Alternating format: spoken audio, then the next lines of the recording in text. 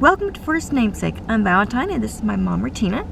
And we're going to briefly tell you about a hurtful incident that happened to us at a business location by a Christian woman. So this title, I think it's going to be called Christians Hurting Christians. We've talked about church hurt and church hurt and forgiveness. And this one's generally outside the church, how Christians treat each other when they're not in the church building. You know, it's easy to put up a front in a church, but our actions say differently. When you walk away, how do we really act? And I'm speaking to myself, because I would come home from church a lot and sometimes not act Christian that very day. So. Me too. Whatever she says about her, it's also me, so. Okay. Yeah. So basically, an incident happened just recently, and for those of you who are joining us for the first time, we're homeless, and as homeless people, we don't have a wash machine or dryer, so we have to go to a laundromat that has the washers and the dryers, the folding tables, and that sort of thing, and we have to pay quarters to make everything work. So we, after trying several different locations, this one was the most convenient, the cheapest, the cleanest. Yeah, so we started to go there, and when we first walked in the door, we noticed right away that there were Bibles everywhere. We've never seen so many Bibles in our lives. Bibles on tables, Bibles on chairs. There was no newspapers, no nothing else, just the Bibles. And we thought, yay, we're in a Christian environment. This is great. But then we didn't see anybody to help us. We were new. We didn't know what to do. We didn't know how to work the wash machines and the dryers. So we noticed that there was a little office off to the side with the door closed and a little window, and there was a woman behind the window, and I went up to her and I said, hi, and she just kind of nodded, and I said, we're new here, and she nodded again, and as if she knew that we were new, and I guess because she probably knows her regulars that come there, and I said, we don't know how to use the machines, can you show us how to do it?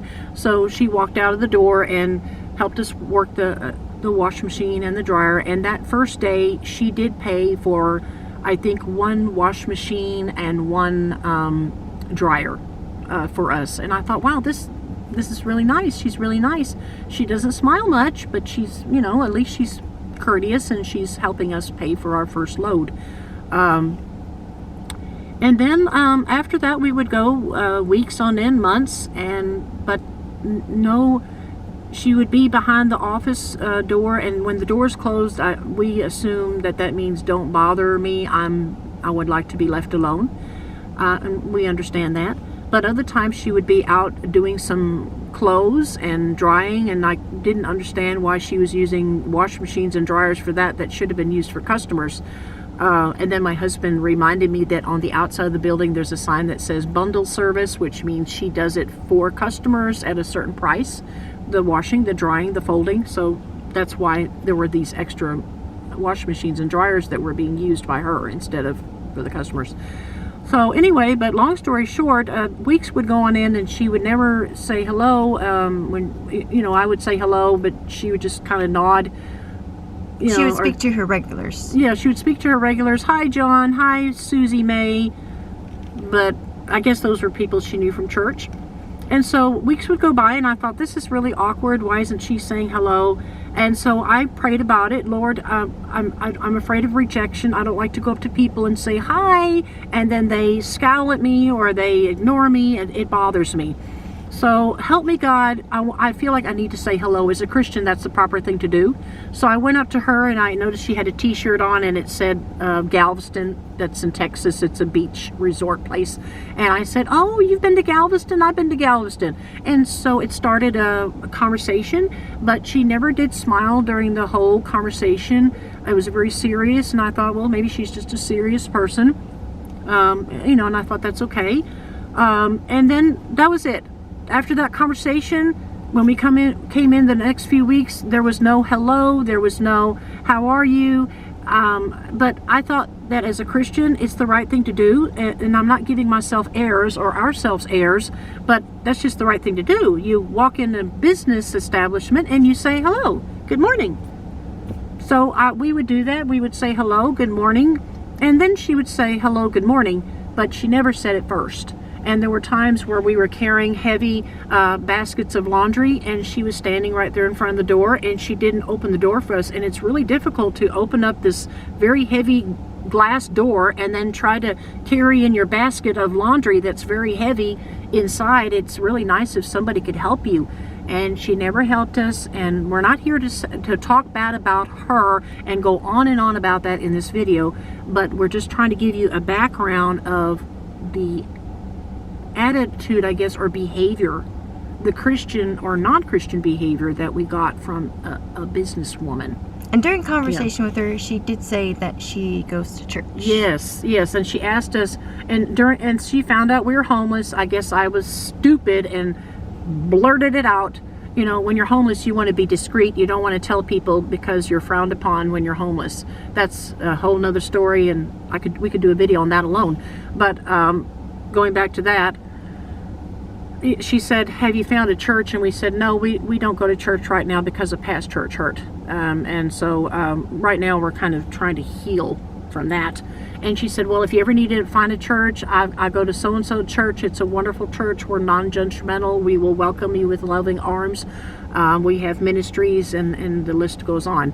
And I did my own research. It is one of the bigger churches. They do have wonderful ministries. They help the poor. They have lots of nice ministries, and we thought about going there at some point in the future. But right now, my son, as you all know, is in a stage in his life where he doesn't want to have anything to do with church. So out of respect for him, we don't go to church for now. But anyway, so then several weeks go by, and I thought, wow, I did that small talk with her, and that was such an enjoyable discussion, and Valentine joined in too. And we thought, what maybe we can do this, and just have a nice time, because it gets kind of boring just sitting there waiting for the wash machines to wash and dry. And yeah, you can do your crossword puzzles, but it's nice to talk to someone about life. But we couldn't do that with her anymore. She basically let us know that she wasn't interested, and maybe she didn't like us, or I don't know what. But then I complained about. So weeks passed, and our town smokes quite a lot, more than I've ever seen, and including right in front of business establishments. Quite bad. There's no rules enforced. Policy is 15 feet away to smoke, but no laws are being passed. You're not getting caught. You can get away with it, and that's what was happening in this establishment. And my mom's allergic to smoke. It's not nice to inhale, and I'm sorry if you're a smoker watching this. This is just our thoughts on smoking.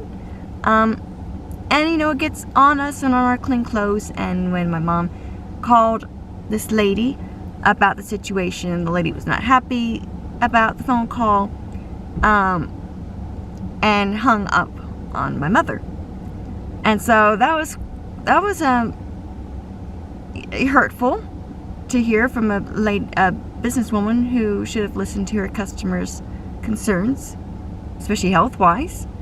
And so we were kind of scared to go back until God said that my mom should call her try to again make amends and say, well, I just want to say I'm sorry for being irritated with you on the phone about the smoke, about the man who was smoking outside and the people smoking out just outside the building. And I just want to say I'm sorry. And she did not say that's okay. She didn't say I forgive you. She didn't say don't worry about it. I didn't think anything about it. Everything's okay. Nothing. And in the midst of, while I was still talking, she hung up. And I thought, wow. I mean, that was kind of upsetting to me. So then when we went back to wash it, we were almost afraid to walk back into the building after that to go wash the clothes again. But like I said, that was the cheapest place to go and the most convenient. So we went back. And she, at that point, we could tell that she was very upset with us. She was not a happy person. She glared at us. You could tell she was angry with us that we were there. And about, I guess she didn't forgive me for complaining about the smoking on the phone call before. And I guess it was me calling again to apologize. I don't know. I mean, maybe, I don't know. I'm speechless on that one, but it was so bothersome that we were actually terrified of walking into the establishment each week that we had to wash clothes. I think it bothered Valentine more than it bothered me. By this time, I was pot ready to boil because I'm very defensive and loyal when it comes to my family. We've been hurt before. I've seen what churches can do to my family members, and it's not even just about me. I just love my family that much that anything hurtful that someone says about my family, I'm gonna get upset, even if I'm not gonna tell you I'm upset. My actions say otherwise. So by this time, I'm miffed with her too. So weeks go by. She ignores us. It's very tense. But what can you do? That's the place to wash your clothes. And then one day, after weeks of not talking, she tells us a situation without saying hello. She just says a scary situation that happened in our town. And I won't tell you what the situation is, but it was not good at all. But yet it had already been resolved. So very suspicious. So of course we're scared. And then when our clothes were in the gas dryers, which can get very hot, I need to be very careful with them. She's on the phone. She tells me to take them out, and then my suspicions are raised higher. And so she's on the phone. She says some lady left something in the dryer. You need to get the clothes out. But I checked and I didn't see anything. But oh well. So I'm taking out all 2 loads of dry clothes because it's cheaper to put 2 loads in she together. just laid him on this dirty table. I do try to clean the table that we're working on, but she was standing there and I was so nervous and shaking. You feel in your gut, in your instinct, something's wrong, something's gonna happen. Why? She's just standing there watching me take out all these clothes, and thank you, Lord, that they were not hot at those gas dryers. Very, very hot. You need to be very careful that you don't burn yourself. And then my mom mentions, but we had to put more quarters in because it works like a meter, like in a taxi cab. If you leave the door open too long, the meter goes down and you have to add more quarters to dry it again. And the lady very rudely said, well, I'll add another quarter. Well, that's like a meter. Fine, I'll add 2. Very rude. And then she turned away and she said, by the way, after this, you can leave. You're not welcome back here again. She said that twice because we didn't hear it the first time. And then I said, are you talking to the lady on the phone about what she left in the dryer? And she said, no, I'm talking to you. And she pointed at me because I don't want you ever coming back here again. And then I asked her, why not? Because I was very confused. And she said, because you all complain too much. And then I thought, I was actually frozen. It was like I was having an outer body experience, and I thought to myself, this is not really happening. And I actually froze in time. I really did. And that's when Valentine stepped up to the plate. Yeah. Words were spoken between me and the lady, and I probably won't share all that was said. I know I was in the wrong, and she was in the wrong. But like I said, you're hurting my family, and I'm gonna be like that mother bear, and you better be careful around my family, even as a Christian. I mean, that's just my nature. I will do mention 2 things. One, Valentine has never said a curse word or cuss word or whatever you want to call that. There's no filthy language that comes out of Valentine's mouth. So when she was confronting the woman, she wasn't saying any bad language whatsoever. So I want to get that out in the open.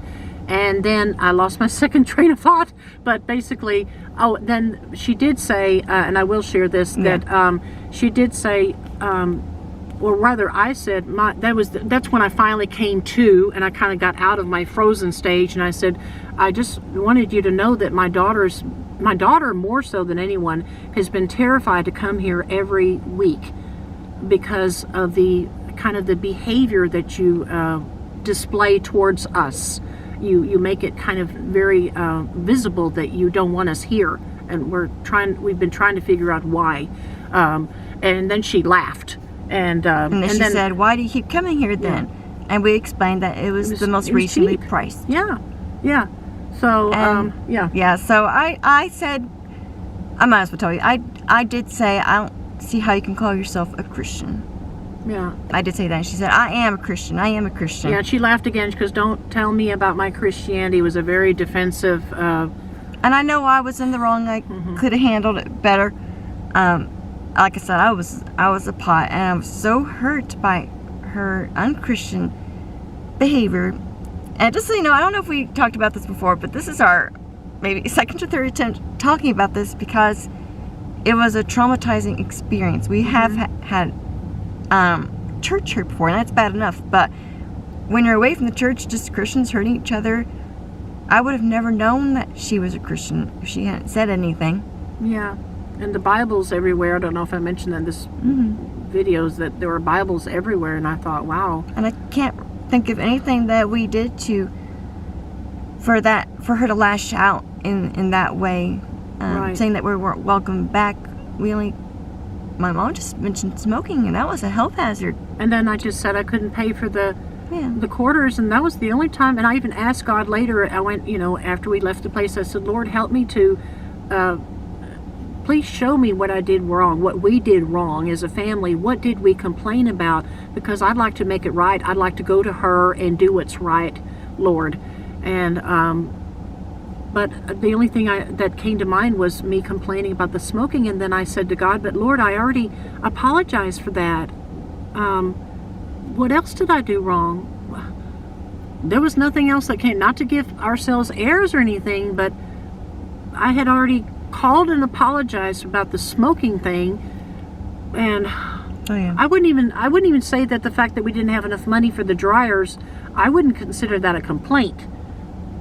I don't know, would you? I would love to hear y'all's answers. Was that me complaining that I couldn't pay for the dryer door being left open? I don't know. It's a mystery.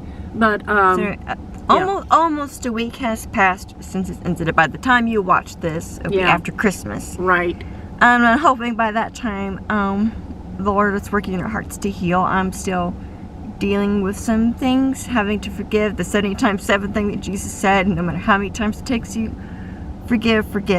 Yeah. Christ forgave us, so we have to forgive others. But I'm honest with you, it is hard. It is hard. And there's a passage in Matthew that my mom read and has been thinking about forgiving someone who sins against you. Right. Well, actually, this was about how to... I think we're going to leave this one out, if you don't mind, because I think you need to read yours. Okay. But, just so you're not left hanging, it was basically the passage in Matthew chapter 18, verses 15 through 17. That's mainly talking about if your brother sins against you, what to do, and you're welcome to go read that, and I'll have my husband put it down in the description box below. But I think this one is more relevant to what we're talking about. And we're still praying about that passage, like how much should we apply that to the situation. Yeah. But yesterday when we were going to talk about this, God brought this to my attention from Micah 6:8. He has shown you, O man, what is good, and what does the Lord require of you, but to do justly, to love mercy, and to walk humbly with your God. And of course, my first instinct is, well, the lady didn't show any of these qualities. But God showed this verse for me. He doesn't want me to be a bitter woman, like my grandmother is, or any bitter ladies I've witnessed. My part is to do justly. There were some reviews, a review I left that needs to be taken down or at least condensed. I need to love mercy. I need to show forgiveness. And most importantly, to walk humbly with your God. It's one thing to be humble to another person, but God sees your heart. And if there is bitterness in my heart, then I'm not being humble before my Father. So I'm still working through this. Maybe you can pray for me about this situation. I've cried many tears about this. I still get passionate about it, or drained, exhausted just thinking about the situation because it was very traumatizing. Yeah, and pray for me too, because I left a review too on the Google page that talks about her business, and she has an average rating, and I got my husband to write a review. I had Valentine, and there was someone else that complained too about something different that went on there as well. And so that all of us complaining in one day brought her rating down at least by 1 notch. And I was kind of in that day, I was like, yay, we finally got her back. I'm going to be honest with you. I mean, on that day, and I thought, as the days have gone going back, Lord, help me deal with this situation. And I'm thinking the reviews need to be changed, because it's okay to complain about the dryer's not working and the washing machine's not working. That's nothing that she did. It's just maybe she doesn't have the money to get them fixed. That's a lot of money to have a repairman come and fix those things, and she may not have the money for that. And that's a different thing. But to deliberately tell the world, this person is unfriendly, this person is rude, I don't know if that's what we're supposed to do as Christians. So we're still working on that. We're still spending time in prayer to God about that. We're still leaving the reviews there for now, but God will have to help us decide or determine how to write the review, if to write a review at all. So that's what we're going through right now. And if you're going through a similar situation, we would love to hear it. If you don't want to share publicly with anyone, you're welcome to send us an email. If you need some support or encouragement or brotherly or sisterly love in this sense, to kind of give you some encouragement, we can have a support group going here, basically. Happy to pray for you. Yeah, definitely. And if you don't mind sharing in the comments, that's wonderful. We would love to hear that too. We'd love how you came out of this this incident with another Christian who hurt you, and how God brought victory in Jesus, brought you through that, and through with the other person as well. So yeah, we would love to hear that.